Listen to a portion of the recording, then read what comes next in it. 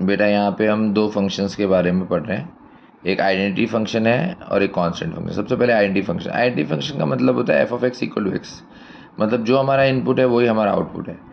For all X belongs to A, यहाँ पे मतलब कोई भी कुछ भी डोमेन जो होगा उस फंक्शन के लिए, ज़रूरी नहीं है आर हो, बट जो डोमेन होगा उस पूरे डोमेन में वाई और एक्स सेम होगा।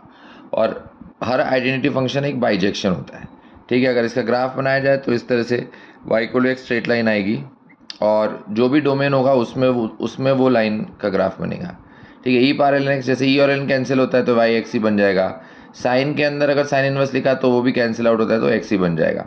तो ये सब कुछ एग्जांपल्स है आइडेंटिटी फंक्शन के। कांस्टेंट फंक्शन की खास बात होती है कि उसमें वाई की वैल्यू चेंज ही नहीं होती। एफ एक्स इक्वल टू सी, जिसमें सी कांस्टेंट है, एक्स चेंज होगा लेकिन वाई का भी चेंज नहीं होगा, ठीक है। इसीलिए इसका ग्राफ में क्या होता है, एक स्ट्रेट लाइन आती है जो एक्स एक्सिस के पैरेलल होती है, क्योंकि वाई इसमें कांस्टेंट रहता है। तो इसलिए रेंज में सिंगलटन सेट आएगा, जो एक ही वैल्यू आएगी, हर एक्स की वो सेम इमेज होगी, तो सिंगलटन सेट। ये इवन फंक्शन होगा क्योंकि ये वाई एक्सिस के बहुत सिमेट्रिक है। मैन इवन फंक्शन होगा, अगर हम हॉरिजॉन्टल लाइन बनाए इसके ऊपर तो ओवरलैप कर जाएगी, ठीक है ना, तो मैन इवन फंक्शन है।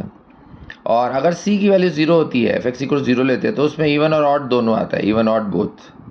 लेकिन जीरो के अलावा कोई दूसरा कांस्टेंट है तो फिर इवन फंक्शन ही होगा, ओके। और domain all real values, domain पे कोई रिस्ट्रिक्शन नहीं, राइट।